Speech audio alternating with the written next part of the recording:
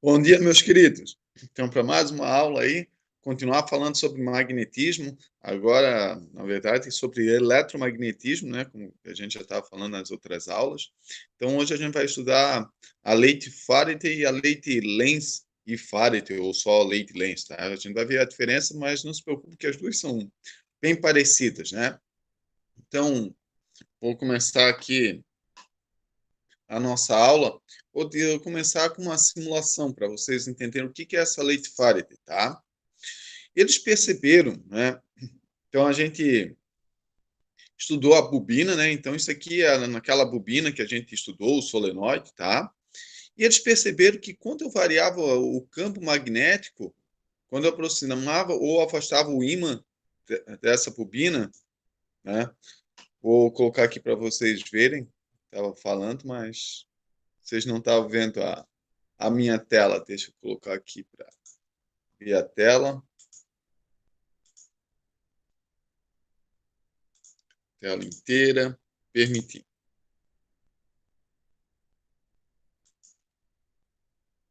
Então vamos ver. Agora vai começar para vocês verem aí. Então, quando eu aproximava ou afastava o ímã desse solenoide, né, que a gente já tinha estudado na aula passada, na aula retrasada, se eu não me engano, a gente consegue ver que gera uma diferença potencial, ou seja, gera uma corrente elétrica nesse solenoide, tá? Só que isso só acontece se eu variar o campo magnético. Ó, se eu posso botar aqui, ó, deixar o ímã parado, pode ver que não tem nada. Mas no momento que eu consigo, que eu vario esse campo magnético, vocês observam que a lâmpada acende, por quê? Porque gera uma corrente elétrica nesse solenoide, tá? Isso realmente acontece na prática, né? Se tivesse como fazer esse experimento na prática, né? Vocês veriam isso e, né, com o material correto a gente consegue fazer esse experimento, é um experimento bem simples, e essa corrente só gera quando eu vario o campo magnético, e tanto faz o lado, né? Eu posso girar, tanto faz aqui, posso brincar de só ficar girando o ímã, ó. Então, aqui, ó, quando eu aperto aqui, eu troco o norte e o sul. Se eu troco o norte e sul, o campo magnético acaba variando rapidamente, gerando a corrente elétrica. Se tiver mais longe e trocar, ó, você já observa que o brilho da lâmpada é bem menor, né? Tá? Isso essa tendência dessa corrente geral vai ser menor. Por quê? Porque tem menos campo magnético, menos fluxo de campo magnético aqui dentro. Então a gente vai estudar o que é o fluxo magnético e por que isso acontece, tá? Qual é o valor que isso acontece, tá? E o número de bobinas também também muda, tá? Se eu botar aqui em cima, ó, vocês podem observar que mesmo botando bem dentro, não não chega até o final aqui a diferença potencial. A corrente é um pouco menor, tá? Por quê? Porque o número de bobinas também acaba modificando. Deixa eu colocar aqui dentro dessa aqui, ó. Ó, o brilho da lâmpada é bem maior porque o número de bobinas é maior. Então a gente vai ver como que a gente consegue calcular essas coisas aí, tá bom? Então é bem legal. Se quem quiser experimentar lá no PET Colorado, pode experimentar. Tem outro também que o meu aqui não, que é do gerador aqui, ó. Se eu abrir aqui a água, o ímã gira, o ímã girando acaba gerando o brilho, uma corrente elétrica, tá? Então pode ver que o brilho essa corrente ela é alternada, tá? Então por isso que é mais fácil nós fabricarmos a corrente alternada do que a corrente contínua, né? Uma hidroelétrica, né? Por causa desse movimento. Então, tem hora que o campo vai para um lado, para o outro, e faz uma diferença potencial. Tem hora que é positiva e negativa, tá? Então, esse aqui é um gerador também, são bem legais esse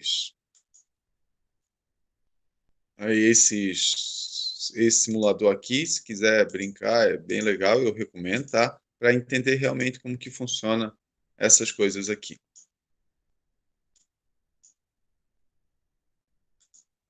Então, vamos ver na apresentação aqui, né, o que a gente precisa saber sobre essa lei de Faraday.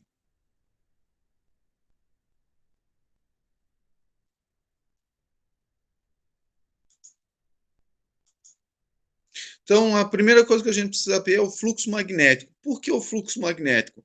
Vocês viram que o campo ele tem que penetrar naquela bobina, tá? Então, quanto mais penetra naquela bobina, maior vai ser aquela diferença potencial. Aqui também, tá, pessoal? Esse fluxo magnético vai ser calculado nessa área aqui, ó. Essa área representa a nossa área da bobina, tá? Então, quanto maior a bobina, né, mais fluxo magnético vai passar. Então, por isso que eu tenho que calcular o fluxo magnético que vai entrar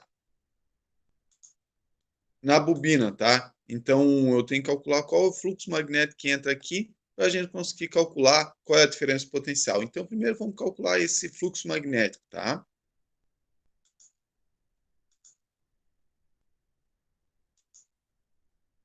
Então, o fluxo magnético, para calcular, a gente vai usar essa equação aqui embaixo, tá? Fluxo vai ser igual à intensidade do campo magnético, ou seja, o campo magnético vezes a área vai ser a área da naquele caso ali, a área da bobina, tá? Então, o exercício vai dar ou vai pedir para calcular essa área, tá? Mas é uma área que o fluxo magnético vai penetrar aqui dentro, tá? É o quanto vai passar por aquela área.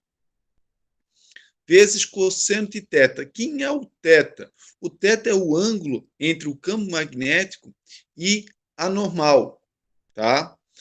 O anormal, quem é essa normal? A normal é uma reta sempre perpendicular à superfície, sempre perpendicular à área. Então, a área está assim, a reta normal está aqui, tá?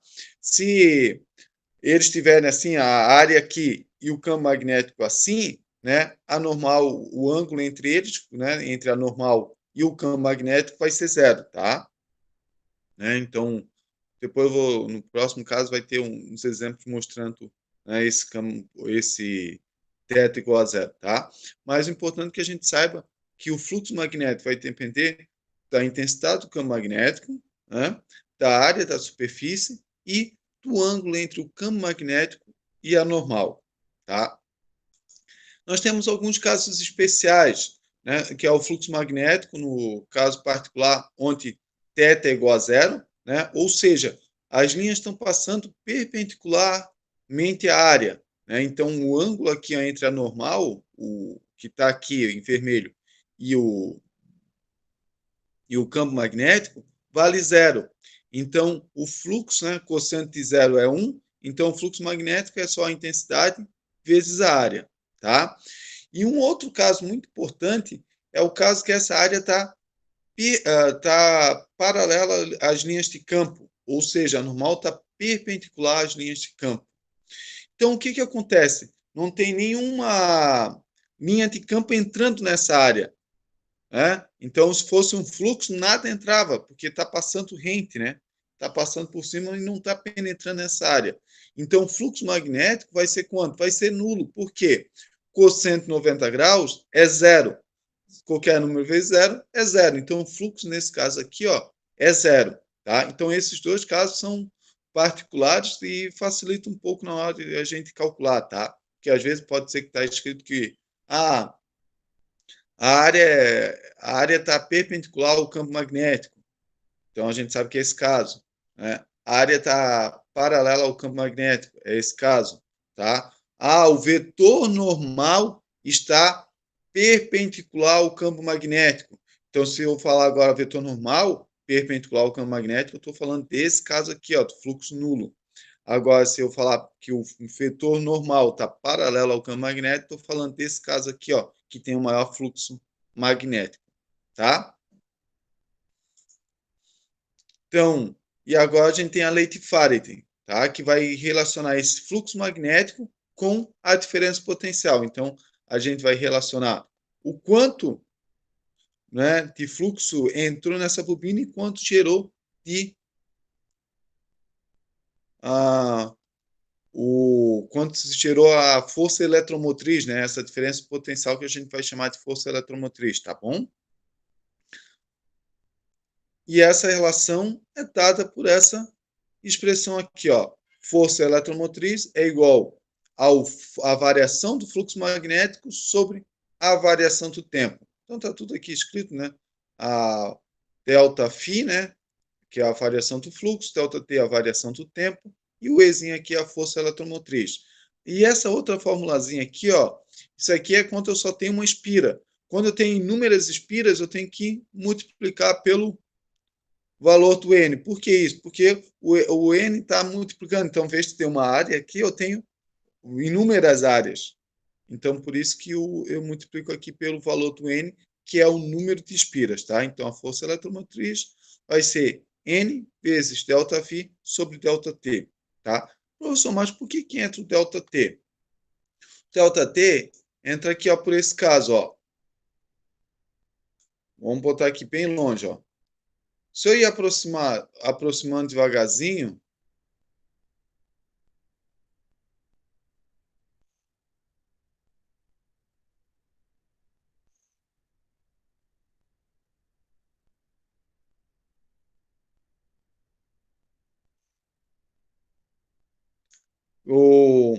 a voltagem lá em cima aqui, ó, vocês observam que ela vai mudando um pouquinho, tá?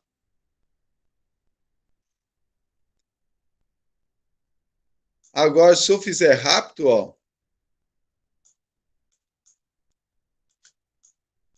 vocês observam que também acaba mudando lá bem rápido, tá? Então, por quê? Porque daí a variação é muito rápida, né? Mostra como que está sendo essa variação muito rápida. Aqui talvez seja mais fácil visualizar. Ó, quando tem pouca água, que está girando pouquinho, a luz é bem fraquinha. Agora, se eu botar no máximo aqui, ó como a luz é bem mais intensa. Por quê? Porque está girando muito rápido, então o ΔT é muito pequenininho. Então, faz com que essa diferença potencial seja muito mais elevada, tá? Então, essa é a nossa lei de Faraday. E nós também temos a lei de Lenz ou lei de Faraday-Lenz, tá? Porque aquilo estava o valor. Mas qual que é o sentido dessa corrente elétrica? Como que vai acontecer essa corrente elétrica nessa espira que vai gerar aquela diferença potencial, tá?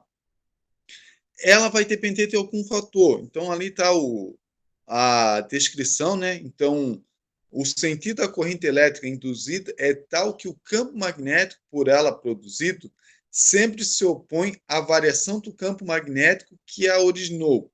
Professor, isso aí está difícil. Realmente, falando assim está difícil. Mas olha aqui no desenho aqui embaixo. Ó, eu estou com esse ímã aqui, ó, né? A velocidade V está mostrando que eu estou puxando esse ímã aqui para fora. Tudo bem? Estou tirando esse ímã aqui para fora. O que está acontecendo com o fluxo magnético aqui, as linhas de campo aqui dentro? Elas estão diminuindo, tá? Porque eu estou tirando o ímã, né? O meu fluxo está diminuindo, tá? E o que acontece? Então, as linhas de campo estão diminuindo aqui dentro, né? Vai gerar uma corrente elétrica que vai fazer o quê? Para manter essas linhas constantes, a corrente elétrica vai gerar para cá para que tenha esse campo em azul aqui, ó, para que mantenha um campo constante dentro desse solenoide aí, dentro dessa bobina, tá?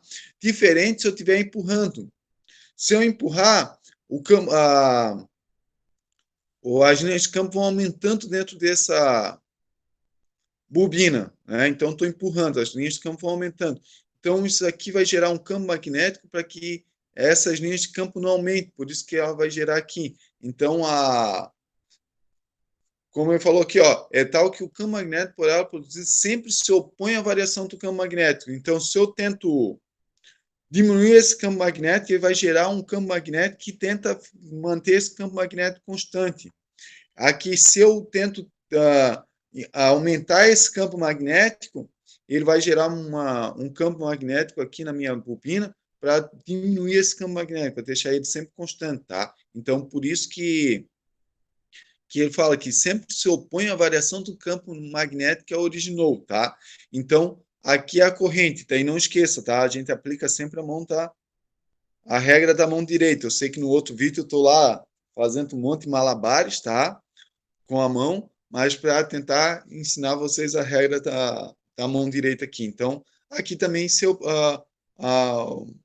aplica isso, tá? Se eu olhar esse primeiro desenho aqui, ó, do lado esquerdo, né? Se vocês agora olhar ali na foto, meu dedão está na direção do computador, né? Do celular, e o meu fluxo está indo naquela direção, né? Então, para vocês verem como as linhas de campo em azul ali, né? Estão respeitando a regra da mão direita. E aqui é ao contrário, né? Então, a corrente é girada para cá, porque as linhas de campo estão nesse sentido aqui, ó. Esses dedos aqui de baixo, tá? Tudo bem? Então, sempre se opõe, né? As linhas de campo magnético sempre vão se opor a essa variação do campo magnético. Então, eu consigo ver para que lado vai ser essa minha corrente induzida, tá? Então, a única coisa que muda da lei de Lenz para a lei de Faraday, que a gente viu na outra, é o sinal de menos aqui, tá, pessoal? Porque como ele sempre se opõe, ele sempre vai ter o sentido oposto, por isso que tem esse sinal de menos, tá? Mas a equação é a mesma, né?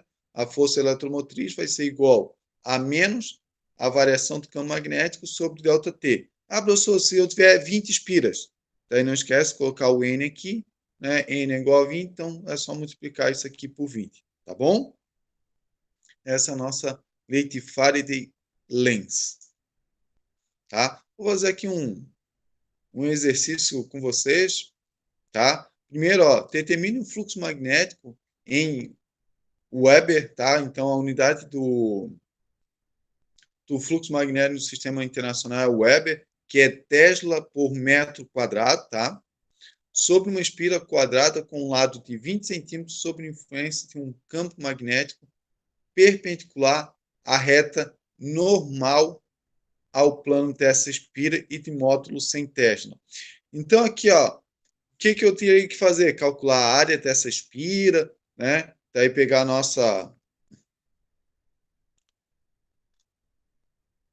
fórmulazinha do campo magnético, que é essa aqui, e calcular. Só que tem uma coisa bem importante, calcule o módulo. Opa! Ó, sob influência de um campo magnético perpendicular à reta normal. Se ele é perpendicular à reta normal, o θ vai valer quanto? O θ, nesse caso, vai valer 90 graus. Tá? Se o θ vale 90 graus, eu caio nesse caso aqui, e quanto que é o meu fluxo magnético? É nulo. Então, primeira questão resolvida. Ou seja, o fluxo é nulo. Não preciso nem calcular a área, porque eu já sei que vai anular esse fluxo magnético por causa da que o campo magnético é perpendicular à reta normal. Tá? Então, esse exercício resolvido. E o próximo, né? Ó, o fluxo magnético através de uma espira condutora era de 20 Weber por segundo.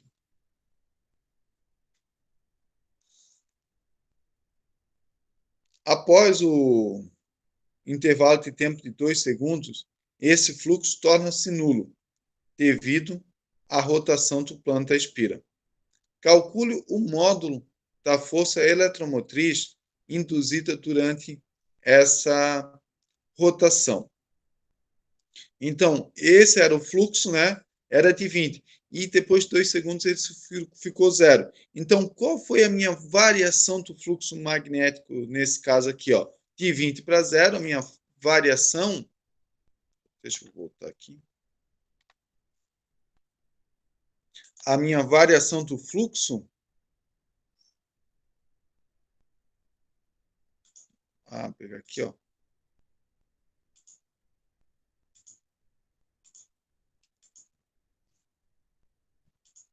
A minha variação do fluxo magnético nesse caso foi 20 Weber. Tá? Quanto tempo demorou para fazer essa variação? Né? Então, o tempo que falou, essa variação demorou 2 segundos. Tá? E ele pede o quê? Ó, torna-se nulo devido à rotação do plano da espira. Calcule o módulo da força eletromotriz induzida durante essa rotação. Como ele quer só o módulo, ele não quer a direção, posso usar aqui a minha lei de Faraday, que é essa equaçãozinha.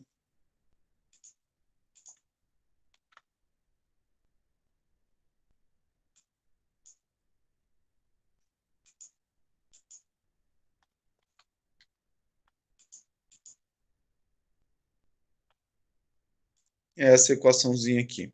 Então, eu tenho a variação do fluxo, o tempo, eu calculo o meu módulo da força eletromotriz.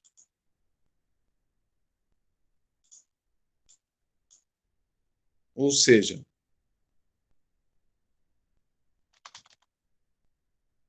ele vai ser dado por... Só deixa eu inserir aqui o símbolo da força eletromotriz.